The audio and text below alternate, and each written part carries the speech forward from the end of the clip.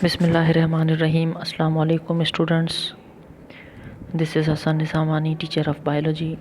Today we start class Hyderabad board, first year Hyderabad board, chapter number 2, biological molecules. First lecture of this chapter.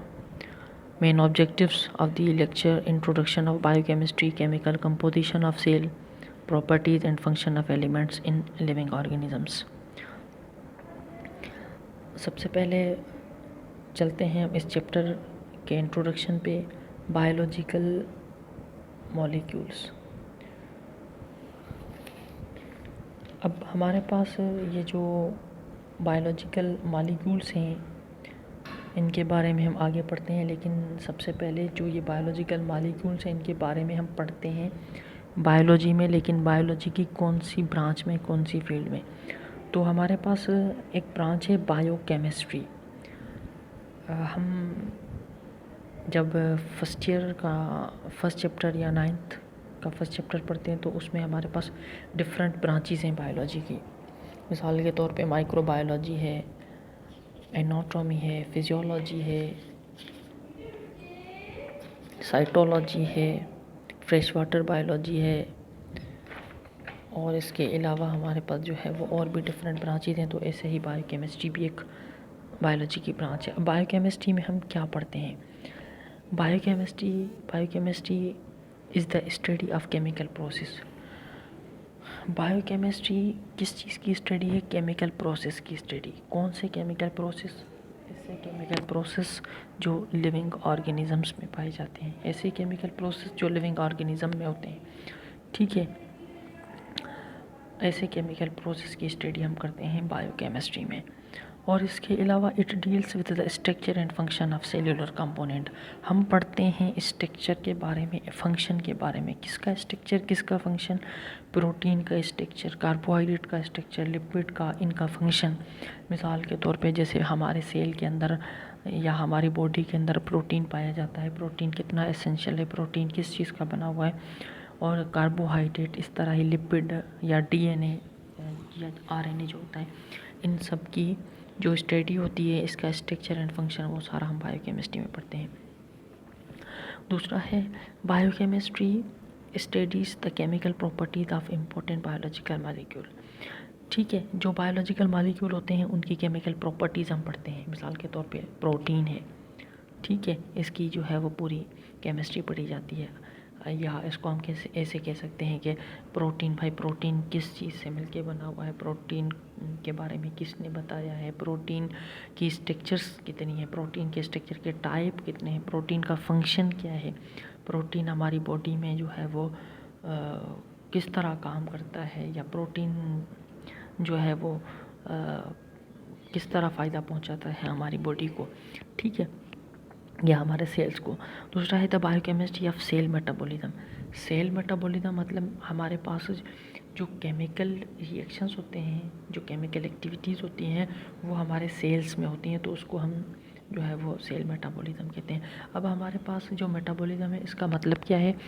Metabolism का मतलब कि किसी भी reaction में chemically change आ जाए, उसको मेटाबॉलिज्म कहते हैं। मेटाबॉलिज्म की दो टाइप हैं, एक कैटाबॉलिज्म, दूसरा एनाबॉलिज्म। कैटाबॉलिज्म मिसाल के तौर पे किसी भी चीज़ का या किसी भी मॉलिक्यूल्स का जो है वो टूटना, इसको हम कैटाबॉलिज्म कहते हैं। मिसाल ग्लूकोज है, ग्लूकोज का जो ब्रेक डाउन होता है उसको हम कैटाबॉलिज्म कहते हैं।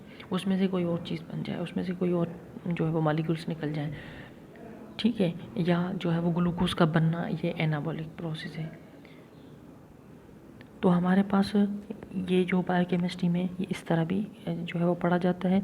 And endocrine system. अब एंडोक्राइन सिस्टम क्या है? एंडोक्राइन सिस्टम मिसाल के तौर पे अगर हम देखें तो हमारी बॉडी में जो है वो हार्मोन्स होते हैं। ये जो एंडोक्राइन सिस्टम होता है, ये केमिकल मैसेंजर का सिस्टम होता है, जैसे कि हार्मोन्स होते हैं। मिसाल के तौर पे हमारी ये एंडोक्राइन सिस्टम जो होते हैं, इसमें एंडोक्राइन ग्लैंड्स होते हैं, जैसे पिट्यूटरी ग्लैंड्स है, इस तरह की ग्लैंड्स हैं। Has been extensively describe other areas of biochemistry including, मिसाल के तौर पे जेनेटिक कोड है। जेनेटिक कोड के बारे में और डीएनए आरएनए के बारे में आगे हम ठीक में पढ़ेंगे। प्रोटीन सिंथेसिस है, प्रोटीन कैसे बनता है, cell membrane transport, cell membrane से मटेरियल ट्रांसपोर्ट कैसे होता है,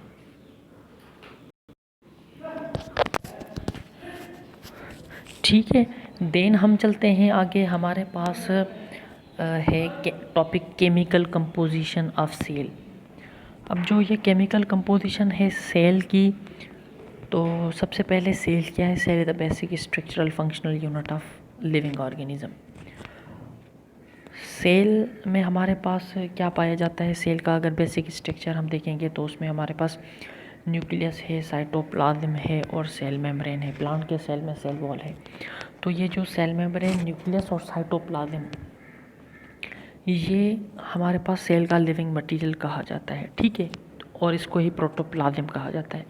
तो अब हम देखेंगे कि सेल के अंदर क्या चीज़ें पाई जाती हैं। सेल का जो है वो एक केमिकल कंपोजिशन क्या है सेल की। तो हमारे पास यहाँ पे कुछ डेफिनेशन या यहाँ पे कुछ इंफॉर्मेशन है, उसको हम देखते हैं। लफ्ज़ हमारे पास है protoplasm. Proto means first, plasma means substance. अब हमारे पास ये जो फर्स्ट सब्सटेंस है, प्रोटोप्लाज्म है, वो सेल के मटेरियल को कहा जाता है। Protoplasm is the living contents in the cell that is surrounded by a plasma membrane. Living contents में क्या आ गया हमारे पास? प्लाज्मा मेम्ब्रेन भी लिविंग है, और इसके अलावा हमारे पास न्यूक्लियस भी है। न्यूक्लियस के अंदर जो मटेरियल है, साइटोप्लाज्म है, ये सारा लिविंग मटेरियल है। तो हमारे पास अगर हम देखें तो सेल का जो लिविंग मटेरियल है उसको प्रोटोप्लाज्म हम कहते हैं। अब इस सेल में क्या चीज़ें हैं हमारे पास? तो सेल की अगर हम कहता है कि the actual chemical composition of protoplasm is still not non perfectly.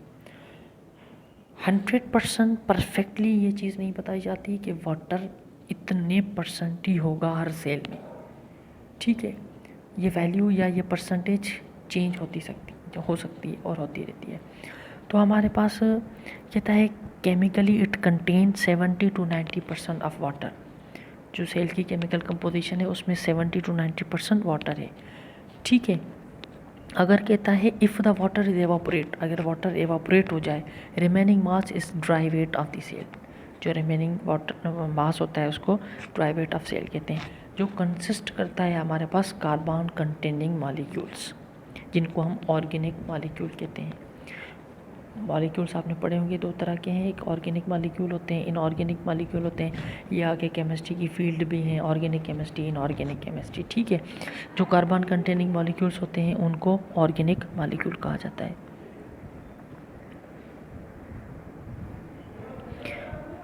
अब हमारे पास जो ये ऑर्गेनिक मॉलिक्यूल्स हैं, ये मॉलिक्यूल कैसे बनते हैं? हमारे पास सबसे पहले हम अगर चैप्टर फर्स्ट पे देखें तो चैप्टर फर्स्ट में हमारे पास क्या है? चैप्टर फर्स्ट में हमारे पास है बायोलॉजिकल ऑर्गेनाइजेशन। ठीक है, तो इस बायोलॉजिकल ऑर्गेनाइजेशन में सबसे पहले हमारे पास क्या है? सबसे पहले हमारे पास होते हैं सब एटॉमिक पार्टिकल्स, जैसे इलेक्ट्रॉन, प्रोटॉन, न्यूट्रॉन, वो मिलके एटम बनाते हैं। एटम मिलके जो है वो हमारे पास एलिमेंट बनाते हैं, फिर वो मॉलिक्यूल बनाते हैं, फिर ऑर्गेनेल बनाते हैं, फिर सेल बनाते हैं, टिश्यू बनाते हैं, ऑर्गन बनाते हैं, ऑर्गन सिस्टम बनाते हैं। ठीक, तो एलिमेंट्स हमारे पास, क्योंकि हम सेल की केमिकल कंपोजिशन पढ़ रहे हैं, तो हमारे पास हम देखेंगे कि जो वाटर है, इसके अलावा हमारे पास कौन से मॉलिक्यूल, कौन से एलिमेंट्स पाए जाते हैं सेल में, उनका फंक्शन क्या है। तो हमारे पास ये जो एलिमेंट्स एंड कंपाउंड्स की अगर हम बात करें, those molecules which are made from only one type of atom are called elements.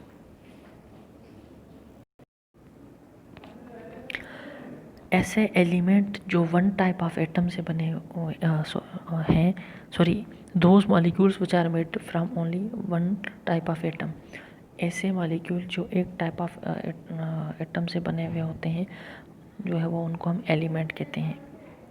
ठीक है, मिसाल के तौर पे एलिमेंट में हमारे पास क्या होता है? अगर अब यहाँ पे आप देखें कि एलिमेंट में हमारे पास जो है वो ऑक्सीजन है। Elements made up of 2 atoms of oxygen, यहाँ पे हमारे पास जो है वो ऑक्सीजन है, तो ये एलिमेंट कहलाएगा। Those molecules which are made up of different type of atoms are called compounds such is the molecule of water. मिसाल के तौर पे ऑक्सीजन के जो एटम होते हैं और इसके अलावा हमारे पास जैसे O2 होता है या हमारे पास वाटर होता है, तो वाटर में हमारे पास डिफरेंट टाइप के जो है वो एलिमेंट्स हैं। एलिमेंट हमारे पास जो कार्बन एक एलिमेंट है, ऑक्सीजन एक एलिमेंट है, हाइड्रोजन एक एलिमेंट है, नाइट्रोजन एक एलिमेंट है, फास्फोरस एलिमेंट है। तो ये जो एलिमेंट्स होते हैं वैसे तो ये एलिमेंट बहुत सारे हैं, ठीक है, लेकिन हम उन एलिमेंट्स के बारे में पढ़ेंगे जो जिनका लिविंग ऑर्गेनिजम्स में जो है वो रोल है।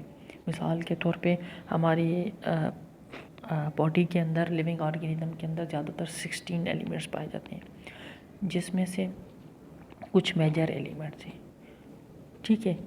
या बायो एलिमेंट्स की अगर हम बात करें तो 16 बायो एलिमेंट्स हैं, जिसमें से जो है वो 6 एलिमेंट्स जो है वो मेजर हैं, जो 98% बायोकेमिकल्स हिस्सा हैं, या जो है वो 98% हमारी बॉडी का हिस्सा हैं। उनमें से कौन से एलिमेंट्स हैं? कार्बन है, हाइड्रोजन है, नाइट्रोजन है, ऑक्सीजन है, फास्फोरस है एंड सल्फर है। बाकी जो 2% है वो बाकी 10 एलिमेंट्स हैं। तो हमारे पास अब हम ये जो 6 एलिमेंट्स हैं, इन 6 एलिमेंट्स के बारे में हम पढ़ते हैं। इन 6 एलिमेंट्स का क्या पढ़ेंगे? 6 एलिमेंट्स का हम जो है वो इनकी प्रॉपर्टीज़ पढ़ेंगे, इनका फंक्शन पढ़ेंगे कि ये किस तरह हमारी बॉडी में काम करते हैं, या इन हमारे सेल में ये किस तरह काम करते हैं, इनकी नीड कितनी होती है, या ये हमारी बॉडी में कितना परसेंटेज है।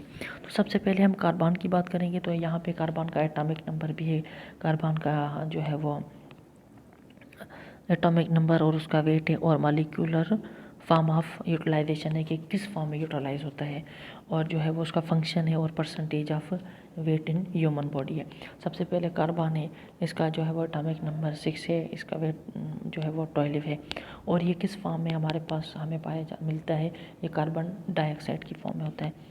अगर हम इसका फंक्शन देखें तो basic element of organic compounds fixed during photosynthesis. Carbon dioxide का सबसे मेन इंपॉर्टेंट जो रोल है वो फोटोसिंथेसिस में है। फोटोसिंथेसिस के बारे में तो आप सबने पढ़ा होगा। फोटोसिंथेसिस क्या है? Photo means light, synthesis means to produce. Photosynthesis एक ऐसा प्रोसेस है जो लाइट की मौजूदगी में कार्बन डाइऑक्साइड और वाटर आपस में मिलके जो है वो ग्लूकोज बनाते हैं। ये फोटोसिंथेसिस का प्रोसेस है। तो इसमें जो मेन एलिमेंट है वो कार्बन है, ठीक है। अब हमारे पास दूसरा है हाइड्रोजन, या अगर इसकी हम बात करें तो ये जो है वो 18.5% जो है वो पाया जाता है। दूसरी हम बात करें तो हमारे पास हाइड्रोजन है, इसका एटॉमिक नंबर 1 है, और ये वाटर की जो है वो फॉर्म में पाया जाता है, यूटिलाइज होते हैं। During photosynthesis used as a reducing agent. अब ये कहता है जब फोटोसिंथेसिस होती है तो ये एज ए रिड्यूसिंग एजेंट के तौर पे काम करता है। अब रिड्यूसिंग एजेंट के तौर पे काम कैसे करता है कि मिसाल के तौर पे हमारे पास क्या होता है, जब हमारी जो प्लांट्स हैं उन पे जब सनलाइट लगती है, प्लांट्स में जो वाटर होता है तो उस पर जब सनलाइट लगती है, लीफ में ये प्रोसेस होता है, तो जब उन पे सनलाइट लगती है तो वाटर के जो मॉलिक्यूल होते हैं वो स्प्लिट होते हैं। कहता है ये रिड्यूसिंग एजेंट क्या है? एज एन एलिमेंट या कंपाउंड, ऐसे एलिमेंट या compound that loss an electron, ठीक है, वो इलेक्ट्रॉन अपना लॉस करें किस में? रिडॉक्स रिएक्शन में। रिडॉक्स रिएक्शन जो है वो इस तरह के रिएक्शंस होते हैं जिनमें हमारे पास कहीं पे इलेक्ट्रॉन लॉस होता है, कहीं पे जो है वो एड होता है, कहीं पे रिसीव होता है, इस तरह के जो रिएक्शंस होते हैं। तो इसमें क्या होगा हमारे पास during photosynthesis used as a reducing agent. ये ऐसा एलिमेंट है जो रिड्यूसिंग एजेंट के तौर पे काम करता है। और इसके अलावा हमारे पास है ऑक्सीजन। ऑक्सीजन, इसका एटॉमिक नंबर आपके पास सामने है 8 और 16। ये जो है वो O2 की फॉर्म में होता है। Used in aerobic respiration. अब हमारे पास जो है वो रेस्पायरेशन क्या होती है? रेस्पायरेशन मतलब हमारा जो सिस्टम है सांस लेने का, या उसमें जो है वो रेस्पायरेशन में भी 2 प्रोसेस होते हैं। एक तो होता है जो है वो गैसेस एक्सचेंज का, दूसरा होता है कि जो ऑक्सीजन होती है वो आगे जाके हमारी बॉडी में या लिविंग ऑर्गेनिजम्स की बॉडी में जो फूड होता है उसके साथ मिलके उसको ब्रेक डाउन करती है, उसमें से एनर्जी मिलती है, ठीक है। बाकी है नाइट्रोजन। ये जो है वो ज़्यादातर अमोनिया के फॉर्म में पाया जाता है, used in amino acids for protein synthesis. अब हमारे पास जो प्रोटीन सिंथेसिस होती है, ये अमाइनो एसिड्स मिलके जो है वो प्रोटीन सिंथेसिस करते हैं, अमाइनो एसिड में से प्रोटीन बनता है। और दूसरा न्यूक्लिक एसिड, न्यूक्लिक एसिड में हमारे पास क्या है, डीएनए, आरएनए, हार्मोन्स। हार्मोन्स आपको पता है केमिकल मैसेंजर्स होते हैं, प्लांट्स में भी हार्मोन्स होते हैं, ह्यूमंस में भी हार्मोन्स होते हैं। और इसके अलावा आपके पास जो है वो कोएंजाइम्स। कोएंजाइम्स क्या है? कोएंजाइम्स हमारे पास नॉन प्रोटीन कंपाउंड्स होता है जो नेसेसरी होता है किस चीज़ के लिए, एंजाइम के लिए। जैसे मिसाल के तौर पे NAD निकोटीनामाइन एडिनाइन डाइन्यूक्लियोटाइड, ये क्या है, ये एक कोएंजाइम है। और इसके अलावा हमारे पास जो फास्फोरस है, ये फास्फोरस किस चीज़ के लिए ज़रूरी होता है, फास्फोरस है कंपोनेंट ऑफ न्यूक्लिक एसिड। हम पढ़ते हैं ना जैसे कि ATP हम पढ़ते हैं, ये जो ATP है एडिनोसाइन ट्राइफॉस्फेट, तो इसमें जो हमारे पास आप P देख रहे हैं ये फॉस्फेट है, ये जो है वो एनर्जी का मॉलिक्यूल है, यूनिट है। इसमें हमारे पास जो फास्फोरस है उसका बहुत ही इम्पोर्टेंट रोल होता है। और जो फास्फोलिपिड है इसमें भी फास्फेट है और लिपिड है। और इसके अलावा जो एंजाइम है इसमें जैसे कि निकोटीनामाइन डाइन्यूक्लियोटाइड फास्फेट, इसमें भी फास्फेट पाया जाता है। Sulphur component of proteins and coenzyme, sulphur भी जो है वो एक कंपोनेंट है प्रोटीन का। ठीक है, ये हमारा आज फर्स्ट लेक्चर था इस चैप्टर का। देन इसके बारे में कोई भी क्वेश्चन है तो आप जो है वो टेक्स्ट करके पूछ सकते हैं। इंशाल्लाह नेक्स्ट लेक्चर में हम पढ़ेंगे relationship between structure and function of molecules. उसमें फिर हम केमिकल कंपोजिशन पढ़ेंगे परसेंटेज में, जैसे बैक्टीरियल सेल है, मैमेलियन सेल है, और वाटर के बारे में।